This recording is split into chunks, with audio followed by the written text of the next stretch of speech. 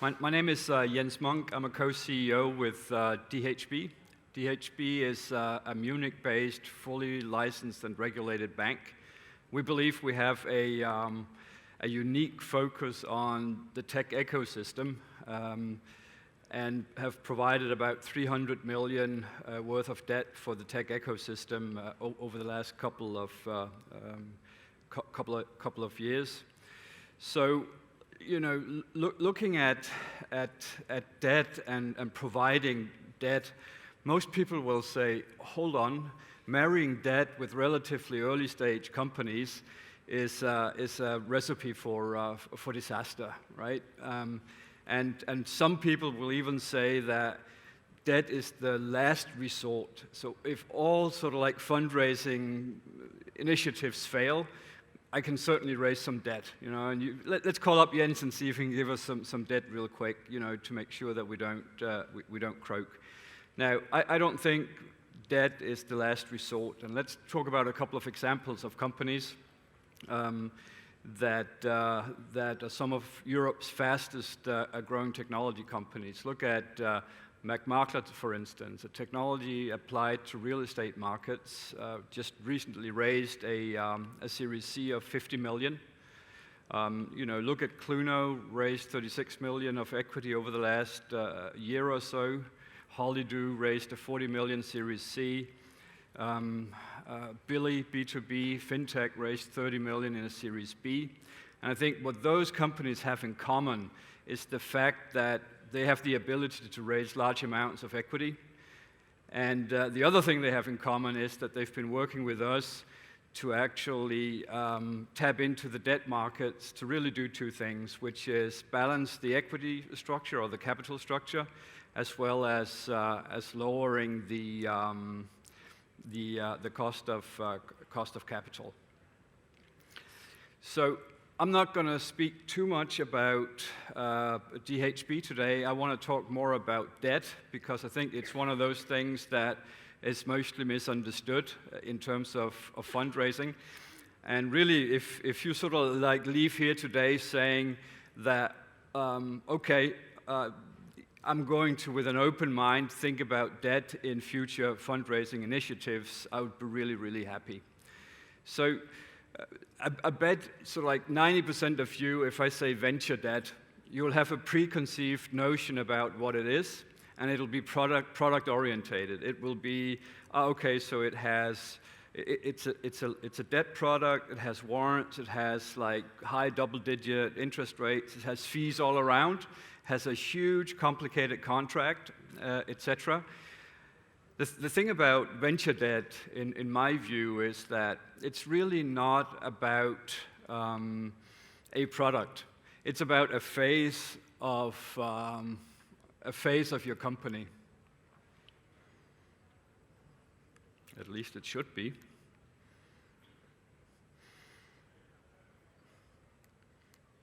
Okay, so the clicker doesn't work. Here we go. So it's about a phase in the life cycle of your company more than it is a product. And essentially, if you kind of look at how you start your company, you know, you have product market fit, you struggle, you have family and friends investing. Next step is sort of like the early stage, you get into growth. If you're really successful, you become, you know, a mature company that has other needs. And to me, and the way that I would define venture debt, is not as a product, but it's as this phase, which is sort of like the early and the growth stage phase of a company. And you know, sort of like looking at this, you could say that it's Series A through C, D, depending on sort of like the traction that you can actually achieve as a company. And once you sort of like move into the mature stage, you know, your needs become quite different. And you know, as you get into more, you know, traditional lending kind of scenarios, I think you'll see that there's the two bubbles intersect on this. So there's sort of like a middle ground where traditional lenders and what I call innovative lenders will actually meet. And interestingly, this intersection is actually growing, which should be good for founders looking to augment the capital structure with debt. So that really means the traditional lenders are moving down because tech is sexy, and the innovative ones are moving up because they get more and more capital that they can actually play with. So what I wanted to do is just briefly talk about the mentality of the two lenders and how decisions are being made, because I think if you're looking for debt, it's actually really important. So if you look at a traditional lender, how they actually decide, they'll look at a multiple of cash flow or ratios on assets. And that's essentially what they do. Both of those will be kind of difficult in sort of like that venture debt stage, if you will, to come to a positive decision.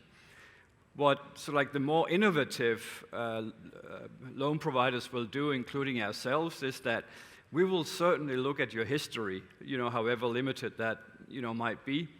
But essentially, we're more interested in the future. And we want to try to ascertain and formulate an opinion on whether or not your growth that you're projecting is realistic, and if that growth can actually pay back our loan with interest.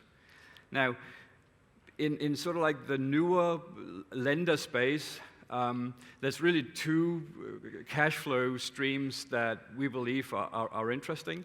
One obviously is operational cash flow. Unfortunately, there's not a lot of operational cash flow in the companies that we talk about at this stage. But the other one that we certainly look into is new equity coming in further down the road, which could actually be used to sort of like as an equity cash flow, if you will, to pay us back. So one of the big things that sort of like innovative lenders look at is the further fundability, if that's a word, of your venture. Is the next round going to happen? Do we think it's going to happen? And that's actually determining to a great extent whether or not we will come to a positive conclusion. So you sort of like see the secondary source of repayment. It's a nice way of sort of like saying what happens if things turn bad. And if you look at a traditional lender, they'll look at liquidation value. What's the value when we liquidate the assets? We, and sort of like this more modern type of lender, will actually look at more of an EV, enterprise value situation. So we have a more holistic look, even at a company that may not be growing anymore. Maybe they're not raising the amount of VC that we thought they would be. And essentially through this more holistic look, where the EV clearly is worth more than just liquidating certain assets, we actually have the ability to enter into some of these earlier stage engagements, which from the outside may look quite hairy. Let me just very briefly talk about debt versus equity, because I think it's interesting, and we're going to get back to it a little bit later. So the risk aspect of debt, it's perceived to be less risky. And although I think sometimes it doesn't seem like that, it doesn't feel like that being involved in it, but we do sit at the top of the capital stack, so we get paid first. Now on the debt, the equity side, the equity guys live or die with the company. So clearly there's a difference in terms of the risk aspect. Now, cost of capital, and I think this is one of the differentiating factors and why you should really proactively think about adding debt to your fundraising initiatives, is that if you have a company and the company is growing and it's it's sort of like having an increase in value, tick-ups if you will, debt is really extremely inexpensive.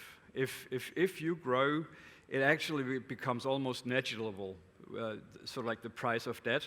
That doesn't mean you should load the company with debt. You should be very sensible about what you do, but the price of it doesn't play a big role in the determination.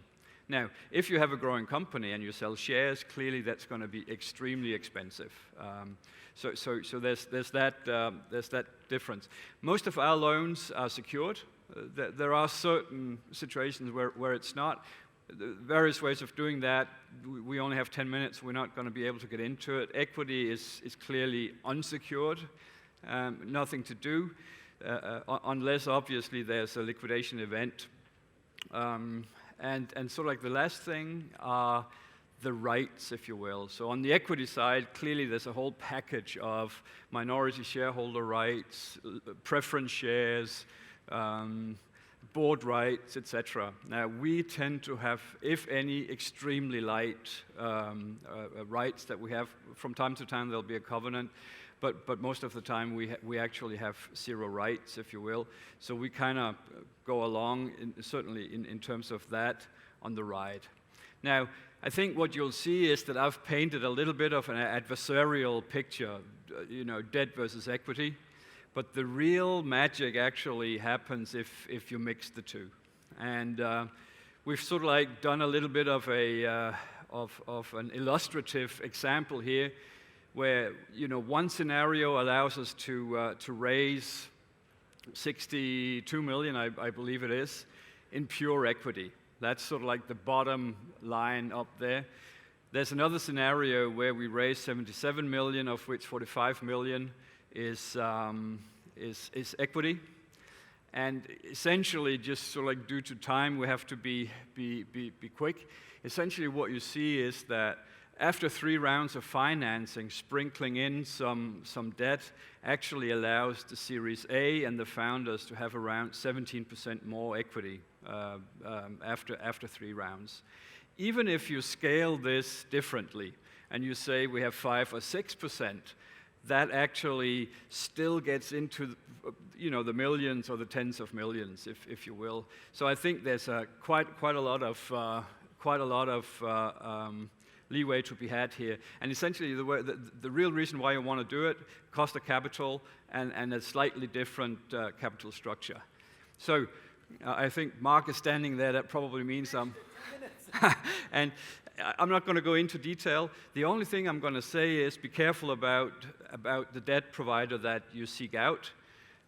Lots of stuff you need to do, but the real thing you want to look at is it's got to be someone that understands technology and someone that understands the inherent ups and downs of a technology company and doesn't panic, along the way. And I think that is pretty much it for me. Wonderful. Thank you so much, Jens. Sure.